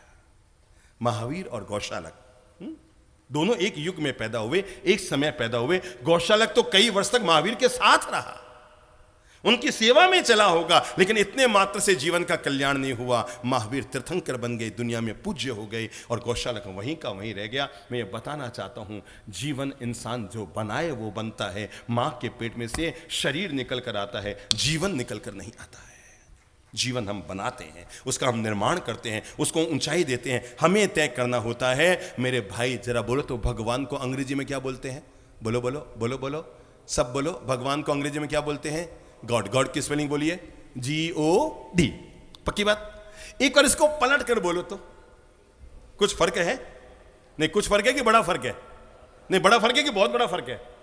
जब हम जीवन को ऊंचाइयों की ओर लेकर जाते हैं, तो हमारे भीतर सोया हुआ GOD साकार होता है, और जब हम जीवन को गलत राहों पर लेकर जाते हैं, तो हमारे भीतर सोया हुआ DOG जगा जाता है। तय आपको करना है, आप अपनी जिंदगी को GOD की तरफ लेकर जाते हैं, या बोलो बोलो बोलो बोलो बोलो, DOG की तरफ, GOD की तरफ ले गए तो दुनिया के भगवान बन जाओगे, और नहीं तो आप खुद तय कर लो क्या बन पाओगे। संकल्प लीजिए।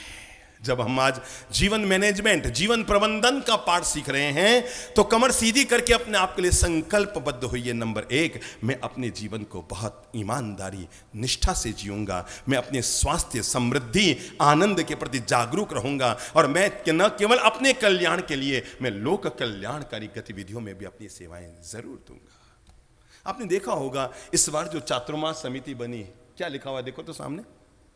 लोक कल्याणकारी, जनहित में। ये जो सत्संग माला है, ये स्वहित में नहीं है। हमारा क्या हित है? यही चदरिया हमारे कंधे पर थी जब हम आए थे, और 5 महीने बाद हम आपसे फिर मिलेंगे, और मैं बता दूंगा कि यही चदरिया हमारे कंधे पर है। जिस चदरिया को ओढ़ कर आए थे, वही चदरिया हमारे साथ चली जाएगी। इसलिए स्वहित को लेकर हम उदयपुर नहीं आए, हम केवल एक ही भावना को लेकर आए, और वह है लोक कल्याण की पवित्र भावना को लेकर। इसलिए इस चातुर्मास समिति का नाम क्या है? लोक कल्याणकारी, जनहित। हर इंसान का भला हो, मेरे द्वारा रोज भलाई का, मेरे द्वारा रोज इंसानियत का, मेरे द्वारा रोज कल्याण का, मेरे द्वारा रोज जनहित का, छोटा मोटा ही सही कोई ना कोई अच्छा काम जरूर हो जाए। इसलिए संकल्प करो, मैं जनहित में जीऊंगा, स्वहित में नहीं, सर्वहित में जीऊंगा। बोलो तो, स्वहित में नहीं, किसमें? अच्छा बताओ, जो स्वहित में जीता है अगर वो स्वार्थी है, तो जो जनहित में जीता है उसका नाम क्या है? सारथी है। संकल्प करो, मैं स्वस्थ जीवन का मालिक रहूंगा, मैं स्वच्छ जीवन का मालिक बनूंगा, मैं आनंदमय जीवन का मालिक बनूंगा, मैं जनहित और लोक कल्याणकारी जीवन को जीने की कोशिश करूंगा, मैं भूल चूक कर ऐसा काम कभी नहीं करूंगा जिससे मेरे द्वारा किसी का लेश मात्र भी अहित हो जाए। माना कि किसी ने तुम्हारे साथ गलत किया, ये गलत था, पर तुमने वापस गलत करने की सोच भी बना ली, ये तो उससे भी बड़ी गलती थी, उसके पास अज्ञान रहा होगा इसलिए तुम्हारे साथ उसने गलती की। अरे युगों युगों पहले, कितने 100 साल पहले हमारे देश के एक महान कवि ने हम सब लोगों को सरल शब्दों में एक बात गुनगुना कर कह दी थी, और वो है जो तो के, बोलो बोलो सब बोलो, जो तो के कांटा बोए ताहे बोए तू फूल। क्यों? क्योंकि ताको फूल को फूल है और वहां को है त्रिशूल। क्या ये बात हम समझ पाए कि जिसने तुम्हारी जिंदगी में कांटे बोए हैं, ये उसका अज्ञान था, ये उसकी नादानी थी, ये उसकी भूल थी, ये उसकी चूक थी, ये उसके द्वारा किया गया मानवीय अपराध था कि उसने किसी के जीवन में कांटे बोए। दुनिया में सुख पाने का एक ही मंत्र है, बता दूं आज आपको, बता दूं, दुनिया में सुखी होने का एक ही मंत्र है, प्रथम और अंतिम एक ही मंत्र है, और वो मंत्र है, अगर आप सुखी होना चाहते हैं, हाथ जोड़ो। आज मैं आपको मंत्र दीक्षा दे रहा हूं ताकि आप कल से नहीं, आज से नहीं, अभी से, अभी का मतलब अभी का भी, आप दुनिया के सबसे सुखी आदमी हो जाएंगे। और मंत्र दीक्षा ये स्वीकार कर लो, मैं जीवन में कभी किसी को दुखी नहीं करूंगा। क्या नहीं करूंगा? दुखी नहीं करूंगा। जो कभी दूसरों को दुख नहीं देता, दूसरों के दुखड़ा दूर करने वाले तेरे दुख दूर करेंगे राम। किए जा तो जग में भलाई के काम, तेरे दुख दूर करेंगे राम। सुना है ना? दूसरों का दुखड़ा दूर करने वाले। तो हम अपने अब जीवन के लिए, हम जब पाठ पढ़ने के लिए अब शुरुआत कर रहे हैं, तो हम पहला संकल्प जरूर कर लें, मैं सर्व सुख के लिए अपने जीवन को जीऊंगा। मैं कैसे बताऊं? तब हम इतने आनंद से भरे हुए होंगे, इतने खुश होंगे। मेरे भाई, आपने अपने बेटे को एक मोटरसाइकिल दिलाई है ना, जरूरी नहीं है कि आपकी वो रात बड़ी खुशियों भरी जाए। हो सकता है रात को कोई टेंशन भी उड़ जाए, अरे यार मेरा छोरा नादान है, अभी 19 साल का है, कहीं टकरा ना जाए, कहीं इसका एक्सीडेंट ना हो जाए, कहीं भिड़ ना जाए, कहीं ये मोटरसाइकिल इसके मैंने भी दिला दी फालतू फालतू बातों में, कहीं ये किसी का एक्सीडेंट ना हो जाए। उल जलूल विचारों में जिएंगे। वहीं हमने जैसे अभी भगवान महावीर विकलांग सेवा समिति के लोगों ने गुरु पूर्णिमा के पावन अवसर पर चातुर्मास के उपलक्ष्य में यहाँ पर विकलांग लोगों को क्या दी थी? वो स्कूटी दी थी, 4 पहियों की स्कूटी दी थी। पता है, जिन लोगों ने यह शुभ काम किया होगा ना, रात को सोते समय उनके मन में बड़ा सुकून रहा होगा। अरे प्रभु जी, आज क्या बड़ी कृपा रही, मैंने एक व्यक्ति जो चल नहीं सकता था, जा नहीं सकता था, पहुंच नहीं सकता था, अपना कर्म कर नहीं सकता था, श्रम साध्य उसकी जिंदगी हो गई, मैंने उसको सुलभ जिंदगी जीने की कोशिश की। ताली बजाओ ऐसे उन संस्थाओं के लिए, इस तरह का पवित्र काम करती है। सुकून होगा, तह मानकर चलना सुकून होगा। हाँ, अगर आपने शाम को जम करके दाल बाटी चूरमा है, अपना 700 रुपये का बिल बनाया, अटरम पटरम खटरम सब खाया, अब बताओ रात को क्या होगा? अरे यार, कभी पू, कभी पा, कभी टू, कभी टा, इसके अलावा क्या होगा रात भर? बताओ तो कुछ होगा? पर आपने उसी रात को 5 गरीब लोगों को खाना खिलाया, 70 रुपये की थाली खिलाई, 7 पिंजू कितना हुआ? 35, 350 रुपया खर्च हुआ, 700 से आधा खर्च हुआ। न तो रात को पू पा होगा, न टू टा होगा, पर एक चीज जरूर होगी, वो है मन में सुकून होगा। भगवान तेरी मेहरबानी रही, आज 5 गरीब लोगों का, भूखों का पेट भरने का तूने सौभाग्य दिया। मैंने इसीलिए कहा, जब हम जीवन मैनेजमेंट में आ रहे हैं तो इतना दिमाग जरूर कर लें, मैं सर्व सुख में जीऊंगा, स्व सुख में नहीं जीऊंगा। पक्की बात? आओ अब हम कदम आगे बढ़ाते हैं। हम अपने दिन को कैसे सार्थक करें, अपना जीवन का सही प्रबंधन हम कैसे कर लें कि हमारे हर दिन का पूरा उपयोग हो जाए। एक बात याद रखना, दुनिया में प्रत्येक दिन, मंडे हो या संडे, सोमवार से लेकर रविवार तक, कोई भी दिन क्यों ना है, पर एक बात तय है, हर दिन घंटे तो कितने होते हैं? 24 ही होते हैं। पक्की बात। अगर हमने अपनी जीवन शैली को अंट संट बंट जिया है तो हम 24 घंटे में केवल 20 घंटा ही उपयोग करेंगे और हमारा 4 घंटा अंट संट में चला जाएगा। पर जो लोग अपने दैनंदिन कार्यों को व्यवस्थित रूप से संचालित करते हैं, तय मानकर चलो वे 24 घंटे में 26 घंटे का काम करने में सफल हो जाते हैं। पहली आदत, आओ, जितना मैं सीखा हुआ हूं ज्ञानी जनों से, अपने बड़े भाई से, वैसा मैं आपको जीवन का पाठ पढ़ाता हूं। और जीवन का पाठ मैं आपको ये पढ़ा रहा हूं, अगर हम लाइफ मैनेजमेंट करना चाहते हैं तो पहला मैनेजमेंट हमारे सबके घरों में लागू होना चाहिए, और वो है हमारे घर में सुबह सूर्योदय से पहले जगने की आदत जरूर डाल देनी चाहिए। चाहे बच्चा 5 साल का है या 25 साल का है, भले उसका विवाह हुए अभी 10 दिन भी क्यों न हुए हैं, पर जब तक आपके घर में चल रही है, अगर आपके घर में नहीं चलती तो बात खत्म। फिर कोई मैं फालतू आपको क्यों धक्का दूं? और नहीं चलती तो घर में रहो मत, हमारे पास आ जाओ। जिस घर में चलती नहीं, वहां रहने का क्या मतलब? आज ही सोच लेना, जहां मेरी चलती नहीं है वहां रहने का क्या मतलब है? फिर निकल जाओ बाहर। पर यह संस्कार बचपन से, जब बच्चा साल भर का हो तभी से डाल दो, और वह है सुबह जल्दी जगने का संस्कार। क्योंकि हम सब लोगों ने सुना हुआ है, जो लोग सुबह जल्दी जगते हैं और रात को समय पर सोते हैं, वे सुखी भी होते हैं, वे स्वस्थ भी होते हैं, और वे समृद्ध भी होते हैं। वे सुखी भी होते हैं, वे सफल भी होते हैं। एक प्रयोग करना, आप कल सुबह 5 बजे जगना और परसों सुबह 9 बजे जगना।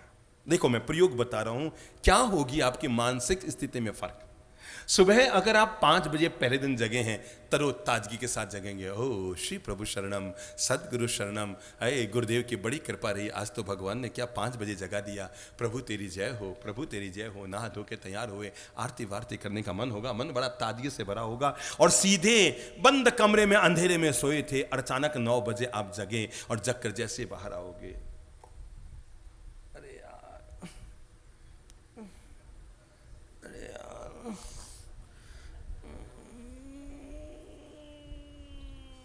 हाय राम, सुबह हो गई।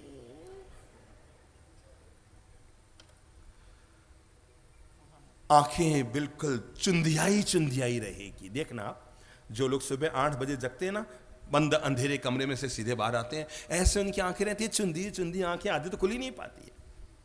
सुबह सुबह जगोगे, तय मानकर चलो, जो व्यक्ति सुबह 5 बजे जग जाता है, उसे रोज 2 घंटा भगवान एक्स्ट्रा देता है बुद्धि काम की। किसी को तो 3-3 घंटा एक्स्ट्रा देता है, जो 8 बजे जगता है, और एक 5 बजे जगता है, तो 5 बजे जगने वाले को 24 घंटा में 27 घंटे मिलते हैं, और 8 बजे जगने वाले को 24 घंटे में 21 घंटे ही मिल पाते हैं। याद रखना, सुबह 5 बजे जगना हीरा है। बोल लो, बोल लो, काम की बात बता रहा हूं, रह मत जाना कहीं सुनने से। सुबह 5 बजे जगना हीरा है, 6 बजे जगना सोना है, 7 बजे जगना पीतल है, 8 बजे जगना स्टील है, और 9 बजे जगना लोहा और धूड़ा है। सुबह 5 बजे जगना हीरा है। घर में पहला संस्कार डालो। सभी लोग, बहुत बुरी आदत पड़ गई है, 8-8, 9-9, 10-10 बजे तक संडे है। संडे को मत रहो ठंडे, नहीं तो मिलेंगे असफलता के जीवन में डंडे। संडे को मत रहो ठंडे। हम जिस घर में पैदा हुए ना, आपको कैसे एक राज बताऊं, हम जिस घर में जन्मे, हम 5 भाई थे, हैं अभी भी 5 हैं। पूज्य श्री चंद्रप्रभ जी मेरे सगे बड़े भाई हैं। बस जीवन में गौरव करने के लिए इतने काफी है कि वो मेरे बड़े भाई हैं बस। तो हाँ बिल्कुल बजा लो, मैं बजा लूं भाई। बड़े भाई पर छाती ठोक के गौरव क्यों ना किया जाए। तो हमारे घर में 2 संस्कार थे। नंबर 1, हमारे पूज्य पिताजी महाराज का कहना था, जो इच्छा हो सो दिन में करो, तुम्हारी मर्जी, पर 5 बजे के बाद मेरे घर में बिस्तर पर कोई नहीं रहेगा। जब नई बहू घर में आई, हमारी सबसे बड़ी वाली भाभी, तो उनके लिए भी यही नियम था, 5 बजे रूम के बाहर आ जाओ, बाकी सोने के लिए बोलिए शाम को 7 बजे, 8 बजे, 9 बजे चले जाओ, कोई दिक्कत नहीं, जो दिन में इच्छा हो सो करो, पर 5 बजे के बाद मेरे घर में कोई बिस्तर पर नहीं रहेगा। उस समय घर के बड़े बुजुर्गों की एक किस्मत होती थी कि बच्चे उनके कहने में रहते थे। अब तो बड़ों को बच्चों के कहने में रहना पड़ता है। सब समय समय के खेल हैं। अपन लोगों ने दोनों समय देखे हैं, जब हम बड़ों के कहने में थे, अब ये समय देख रहे हैं कि जब हम बच्चों के कहने में हैं। तो अपन लोग इस किस्मत वाले हैं कि दोनों समय अपन ने देखा है। सही कह रहा हूं ना मैं? अपन ने दोनों समय देख लिया। हम बड़ों के कहने में भी जी कर आए हैं और हम बच्चों के कहने में भी जी रहे हैं। और दूसरा संस्कार था सुबह उठते ही घर के सब बड़ों को प्रणाम करना। बिल्कुल पक्का संस्कार था, इसमें कभी चूक नहीं होती थी। मतलब 5 बजे हम सभी भाई, 5 भाई थे, मैं सबसे छोटा था, बालक रामी था। मैं तो 11 साल में तो संती बना, तो सोच सकते हैं कितना छोटा रहा होगा। तो हम सभी लोग नीचे जग कर आते, हमारे माता पिता नीचे खड़े रहते। घर में संस्कार था, चलो सभी भाई पहले हम अपने पूज्य माता जी को घुटने टिका के प्रणाम करते, उसके बाद अपने पूज्य पिताजी को घुटने टिका के हम प्रणाम करते। इतने में ही छुट्टी नहीं होती थी, बात आगे बढ़ती थी। अब जो सबसे बड़े भाई थे जिनका नाम था प्रकाश चंद जी, तो बाकी हम जो 2-4 भाई थे उनका अब क्या काम होता था? बोलो बोलो। 4 भाई, उनको भी घुटने टिका के प्रणाम करते थे। उनके छोटे भाई थे अशोक जी, तो अब हम जो 3 भाई थे उनके फिर वही धोख लगाते। अब आगे क्या होता? पीछे रहते हो तीसरे वाले भाई साहब सिद्धिराज जी, फिर उनको भी हम 2 भाई, मैं और चंद्रप्रभ जी, हम 2 उनको धोख लगाते। अब फंसता कौन लास्ट में? मैं पहले मम्मी को, पापा को, पहले को, दूसरे को, तीसरे को, चौथे बड़े भाई साहब चंद्रप्रभ जी को मैं हमेशा घुटने टिका के प्रणाम करता था। तब तो लगता था यार ये रोज रोज करना पड़ता है, पर आज लगता है पूरे घर में सबसे किस्मत वाला तो मैं ही था। मेरे सबसे बड़े भाई को केवल 2 लोगों की दुआएं मिलती थी सुबह सुबह, उनसे छोटे वाले को 3 लोगों की मिलती थी, उनसे छोटे वालों को 4 लोगों की मिलती थी, उनसे छोटे वालों को 5 लोगों की मिलती थी। किस्मत वाला मैं था जिसे रोज 6-6 बड़ों लोगों की दुआएं मिला करती। देख लो, ये सुबह सुबह किस्मत को जगाने का मंत्र है। और हम कैसे बताएं, हम एक मामूली से मध्यम वर्गीय घर में पैदा हुए थे और हमारे जीवन में बढ़ोतरी का राज, और जो हमारे गृहस्थ जीवन में भाई है उनके जीवन में समृद्धि का अगर कोई राज बना तो यही मात्र एक बना क्योंकि सुबह सुबह हम जल्दी जगते थे और सुबह उठकर माता पिता को सुबह प्रणाम किया करते थे, उनकी दुआएं लिया करते थे। याद रखना, या तो दुनिया में किसी की दुआएं काम नहीं करती, और अगर करती है तो सबसे पहले आदमी के अपने माँ बाप की दुआएं काम करती है। पक्की बात मानकर चलना, या तो किसी की दुआ काम नहीं करती। इसलिए ये नियम तो शाश्वत रूप से अपनी जिंदगी में जोड़ लेना, और वह है पहला नियम, सुबह जल्दी जगने की आदत। अगर आपके घर में आपकी चलती हो, अपने पोते को भी जल्दी जगाओ, बेटे को भी जल्दी जगाओ, बच्चों को जल्दी जगाओ। अगर आप चाहते हैं आपके घर का भाग्य हरा भरा रहे, कैसा रहे? हरा भरा रहे। नोट कर लेना, अगर आप चाहते हैं आपका भाग्य हमेशा हरा भरा रहे, घर में हमेशा खुशहाली छाई रहे, घर के सभी लोग हमेशा स्वच्छ, स्वस्थ और समृद्ध बने रहें, तो इसका एकमात्र उपाय है सुबह जल्दी जगिए, क्योंकि उसी समय ब्रह्म मुहूर्त होता है और वही ब्रह्म मुहूर्त में सबके भाग्य का उसको मिला करता है। मेरे भाई, 4 बजे तक रात को जगना बहुत सरल है। क्या कहा? 4 बजे तक रात को जगना बहुत सरल है, पर सुबह 4 बजे जगना बहुत मुश्किल है। सुबह 4 बजे तक जगना सरल है, कई लोग जगते हैं रात भर जग के पढ़ाई करते हैं, रात भर जग कर सुबह 4 बजे तक जगना सरल है, पर सुबह 4 बजे जगना मुश्किल है। जब हम लाइफ मैनेजमेंट की बात से गुजर रहे हैं तो हम पहला निर्णय, पहला मैनेजमेंट अपने आप के लिए लागू करते हैं, और वो ये है, क्या? अटपटा लगता है, लोग हमारे पास रहते हैं, घर पे फ़ोन करते हैं, बताते हैं 9 बजे, अभी तो मुन्ना सोया है, अभी तो बिटिया सोई है, अभी तो वो हो रहा है। हमें लगता है या तो इनके बच्चे इनकी बातें मानते नहीं हैं, या ये मुंह में पागल गैले हो गए हैं, अपने बच्चों को सही जीवन की सीख देना नहीं चाहते हैं। मेरे भाई, बच्चों के मुंह में अंधे धृतराष्ट्र मत बनिए, नहीं तो दुर्योधन जैसी संतानें घर में पैदा हो।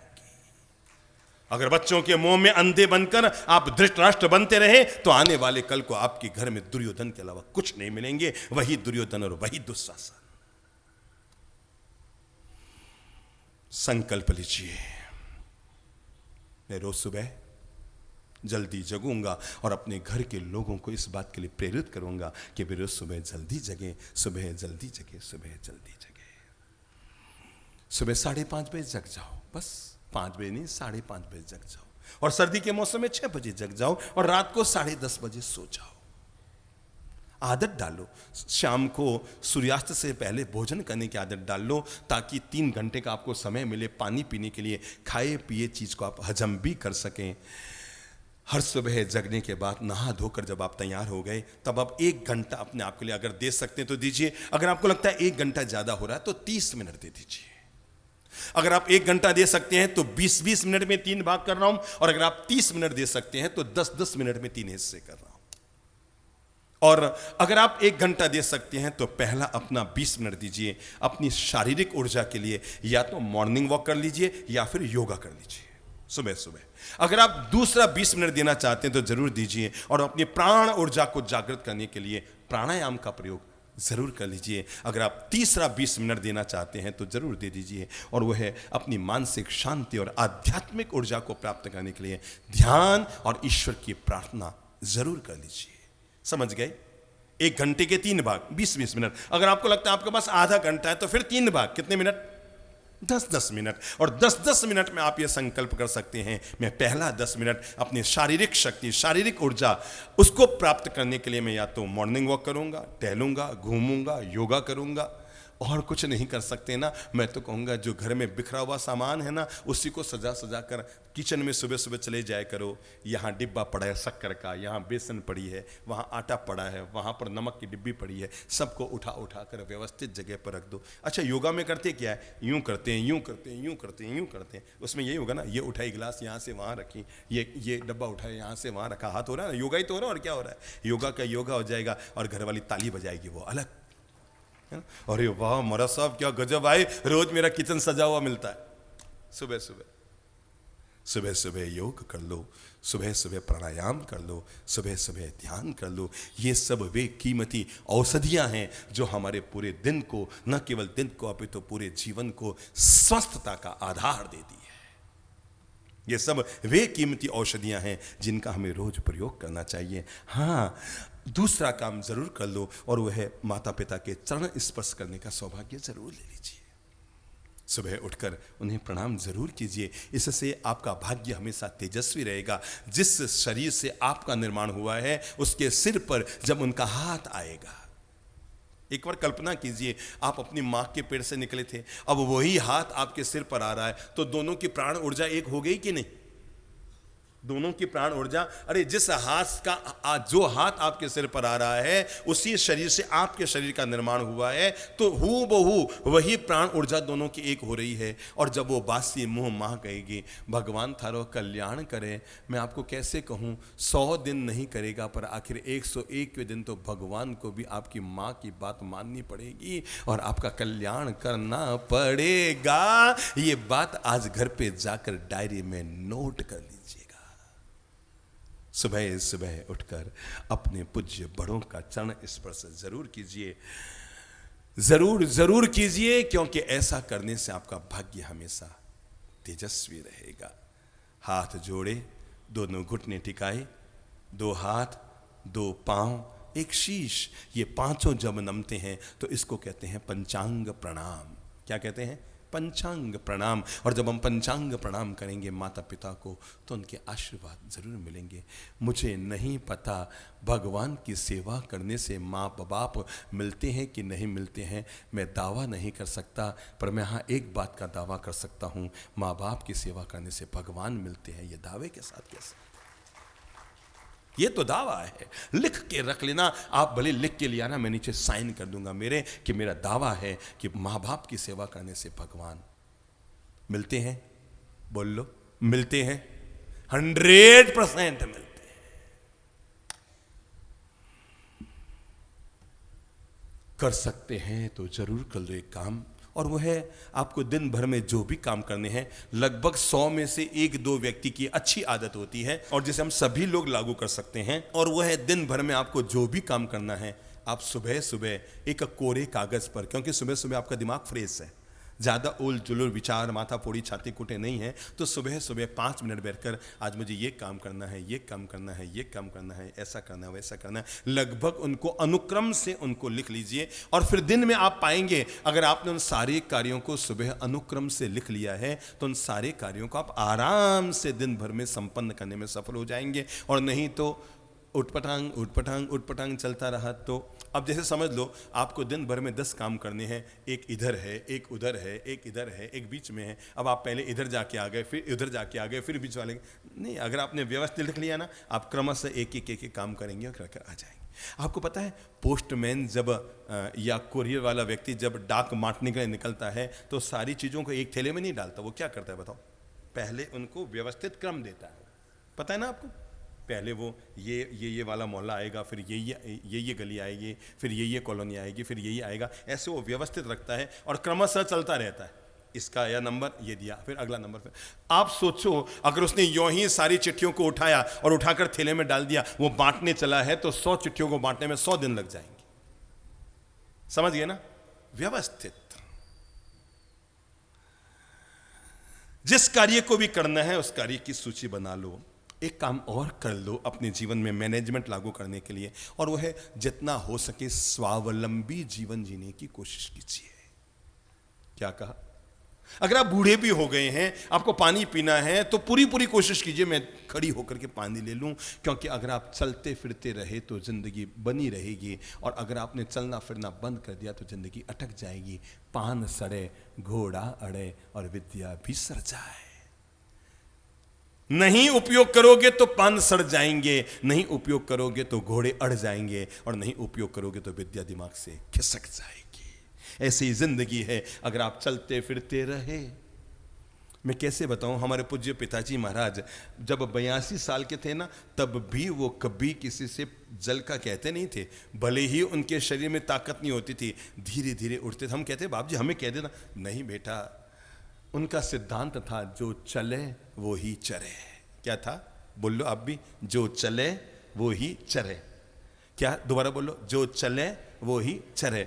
तुम अगर चलते फिरते रहोगे, कर्म योग करते रहोगे, मेहनत करते रहोगे, स्वावलंबी बने रहोगे, तो दूसरों के आधारित आपका जीवन नहीं होगा। अपने दैनंदिन कार्यों को अपने हाथ से संपन्न करने की आदत हम अपने जीवन में डाल ही लें। ये आदत हमारे लिए बहुत अच्छा काम करेगी। पहला नियम हमने क्या किया? सुबह सुबह जल्दी जगना, बड़ों को प्रणाम करना। हाँ, इसमें एक काम और जोड़ लो, और वह सुबह सुबह जगकर सीधे खड़े मत हो जाओ। अगर हो सके तो 30 सेकंड मुस्कुरा भी लो। क्या कर लो? थोड़ा सा स्माइल, खुद को मोटिवेट कर लो। स्माइल प्लीज, बोलो तो एक बार खुद को, स्माइल प्लीज। किसको? मुझे नहीं, खुद को। स्माइल प्लीज, एक बार बोल लो, स्माइल प्लीज। उसके बाद अगर आप आईने के सामने जाएंगे ना, थोड़ा सा चेहरा आईने में देखने काबिल होगा। नहीं तो सुबह सुबह आप उठे हैं, बाल बिखरे हुए हैं यूं और यूं, और आप आंखों में कुछ गिरा लगा हुआ है, और होठ आपके थोड़े वो हुए हुए हैं, और आप आईने के सामने जाएंगे और आपको लगेगा यार मेरा चेहरा देखने के काबिल, तब आप थोड़े से यूं यूं यूं यूं करेंगे, है ना? आपको पता है कई बार आदमी किसी को कहता है, पता नहीं आज सुबह सुबह कह रो मुंडो देखियो पूरा दिन बेकार गए। बोलते हैं ना, कई बार सुना होगा ना आपने, आज पता नहीं सुबह सुबह किसका मुंह देखा पूरा दिन बेकार गया। मैं बताऊं किसका देखा? किसी का नहीं देखा, खुद का उतरा हुआ चेहरा आईने में देखा था बस। और वही चेहरा दिन भर तुम्हारे दिन को खराब कर रहा है। आईने के सामने जाओ, आईना तब नहीं मुस्कुराता जब आप मुरझा कर जाते हैं, आईना तब मुस्कुराता है जब आप मुस्कुराते हुए जाते हैं।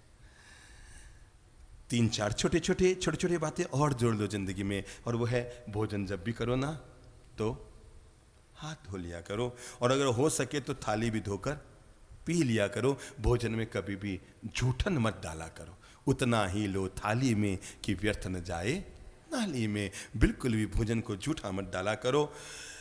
हो सके तो एक आदत और डाल लो, और वो है अपनी थाली खुद धो लिया करो। समझे ना? भोजन करने के बाद अपनी थाली क्या करो? खुद धो लिया करो। कभी भी बासी भोजन हमें नहीं करना चाहिए।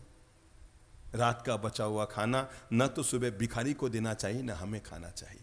याद रखना, आप किसी को भी कोई वस्तु खिलाते हैं तो इतनी उत्तम चीज़ ज़रूर खिलाइए जो आप खुद खा सकते हैं, और नहीं तो जीव जंतु जानवर को खिला दो, पर कम से कम इंसान को तो मत खिलाओ। समझ गए ना?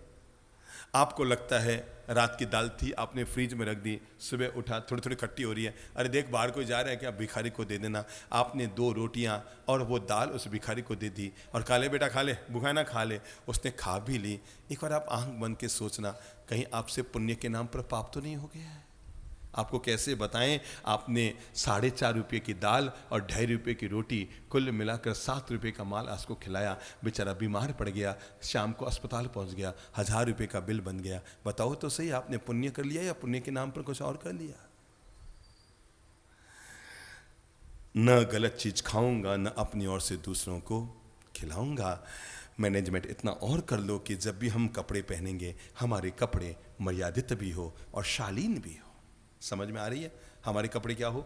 मर्यादित भी हो और शालीन भी हो। जब आपका बेटा फटी हुई जींस पहनकर आपकी बेटी या बेटा आता है ना, यहाँ से फटा, यहाँ से फटा, वहाँ से फटा, कपड़ा दिखता कम है, फटा ज़्यादा दिखता है, तो उसको इतना ज़रूर समझाओ, बेटा ये ज़रूर पहनो, कोई दिक्कत नहीं। पर इतना बताओ, जब तुम्हें कोई लड़का देखने आएगा तब क्या उसके सामने यही ड्रेस पहन कर जाओगे?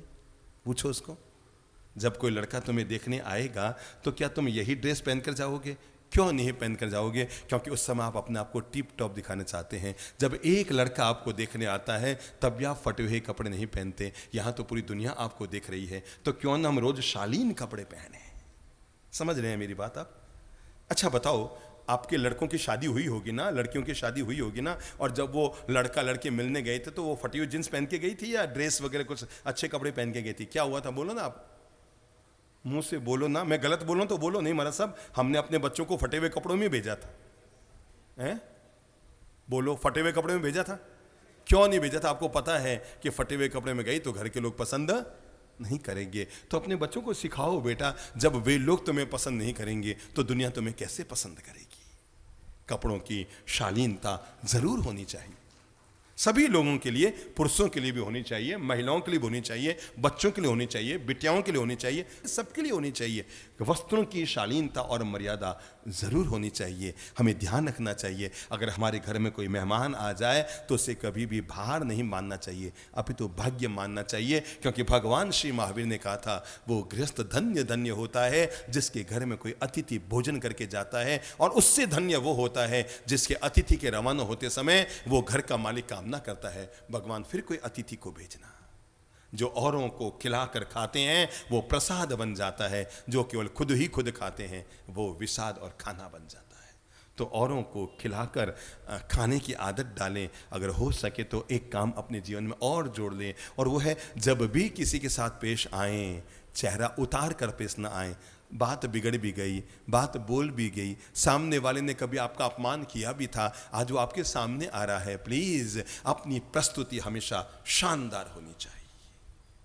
जब आप अपने शोरूम को हमेशा सजा धजा कर रखते हैं तो ये चेहरा भी आपका शोरूम है, इससे भी बहुत शालीनता के साथ दूसरों के सामने पेश कीजिए। मुंह चढ़ाकर नहीं, मुंह उतार कर नहीं, मुंह फुला कर नहीं, है? हमेशा मुस्कुराकर। ओह पधारिए साहब, स्वागत है आपका, प्रेम से स्वागत है। घर में अगर आपका वो व्यक्ति भी मेहमान बनकर आ गया है जिसकी आपकी बोलचाल बंद है तो कन्नी मत काटिए, झटके से बढ़कर आगे जाइए। ओह पधारो साहब, बहुत खुशी हुई आपके पधारने से, आनंद आ गया। मैं कैसे आपको बताऊं, अगर आप 6 महीना किसके लिए अपने विचारों में मांगल्य के भाव पैदा करेंगे ना, प्रार्थना में अगर उसके सुखी भावना की प्रार्थना करेंगे ना, 6 महीने के अंदर अंदर वो दुश्मन भी आपका दोस्त बनने के लिए आपके द्वार पर आकर खड़ा हो जाएगा। अगर हम प्रत्यक्ष में उसका स्वागत करेंगे तो उसके दिल में हम जगह बनाने में सफल हो जाएंगे। जब भी किसी का लगे ना, हमें कोई बता भी देना, बाप जी वो जो व्यक्ति ना वो आपके बारे में ऐसा ऐसा करता है, पर जब वो हमारे यहाँ आता है हम बहुत मिठास, बहुत शालीनता से, अरे मेरे भाई दोस्त को दोस्त बनाए तो कौन सी बड़ी बात थी, दुश्मन को भी दोस्त बनाने में सफल हो गए, तुम बाजी जीत गए। हमारा व्यवहार इतना शालीन होना चाहिए, हमारी बोलचाल इतनी शालीन होनी चाहिए, हम बहुत शालीनता के साथ दूसरों से पेश आएँ, मुस्कान के साथ पेश आएँ। हाँ, अगर हम विवेक रख सके तो ज़रूर रखें, और वह है कि अपने हर काम को हम बहुत ईमानदारी, निष्ठा और मन से करें। अगर हमें बड़े बुजुर्ग, आदमी का क्या होता है, खुद ने दिमाग में सोचा वो काम तो बड़ा मन से करता है, पर घर के बड़े कह दें आज खाने में ऐसा बना देना, तो ऐसा जलता बुनते मन से बना, मतलब उससे लगता है मैं मेरे मर्जी से जीऊं, मुझ पर किसी का अनुशासन न चले। आप किस्मत वाले हैं कि आपको घर में टोकने वाले बड़े बुजुर्ग हैं। जिस दिन किस्मत खराब हो जाएगी, कमजोर हो जाएगी, उस दिन वे बड़े बुजुर्ग दुनिया से चले जाएंगे। जब तक आपकी किस्मत अच्छी है तो घर में कोई टोकने वाला है। अरे मेरे भाई, जिस बगीचे की रखवाली के लिए कोई माली होता है ना, वही बगीचा सही सलामत रहता है, और जिस घर की रखवाली के लिए घर में बड़ा बुजुर्ग होता है वही घर सही सलामत रहता है। ध्यान रखिएगा, कभी कोई जरूरतमंद व्यक्ति आपके द्वार पर आ जाए तो उसके सहयोग करने में भी कमी मत रखिएगा। आपके विपरीत ग्रह गोचर इससे आपके लिए अनुकूल हो जाएंगे। कभी कोई याचक आ गया है, अगर आपके पास क्षमता है, अगर आपके पास ताकत है, अगर ईश्वर ने आपको दिया है, तो आगे का रास्ता मत दिखाना, उसे अपने ही द्वार से झोली भरकर भेजने की कोशिश करना। हाँ, 2 बात अपने जीवन में आप जरूर जोड़ लो, और वो है रात को सोना तो अपने घर के बड़े बुजुर्गों की 2 मिनट सेवा जरूर कर लेना। 2 मिनट ही सही उनके पास में जाकर बैठना, 2 मिनट उनके पांव दबा देना। जो सुबह उठकर माता पिता को प्रणाम कर लेता है उसे सुबह दुआओं की बदौलत मिलती है, और जो रात को सोने से पहले अपने घर के बड़े बुजुर्गों की सेवा कर लेता है उसकी रात रात नहीं होती। सब लोग खड़े हो तो बता दूं मैं आपको, सब लोग खड़े हो जाओ ताकि जाते जाते ये मंत्र ले जाओ। जो व्यक्ति रात को सोने से पहले अपने घर के बड़े बुजुर्गों की सेवा करके सोता है, बोल लो मुंह से, खड़े होकर बोल लो मुंह से, जो व्यक्ति रात को सोने से पहले अपने घर के बड़े बुजुर्गों की सेवा करके सोता है उसकी रात रात नहीं होती, उसकी रात रात नहीं होती, उसकी रात रात नहीं होती, उसकी रात तो दुआओं के दियों से भरी हुई दिवाली हो जाती है। आज के लिए इतना ही। ओम शांति।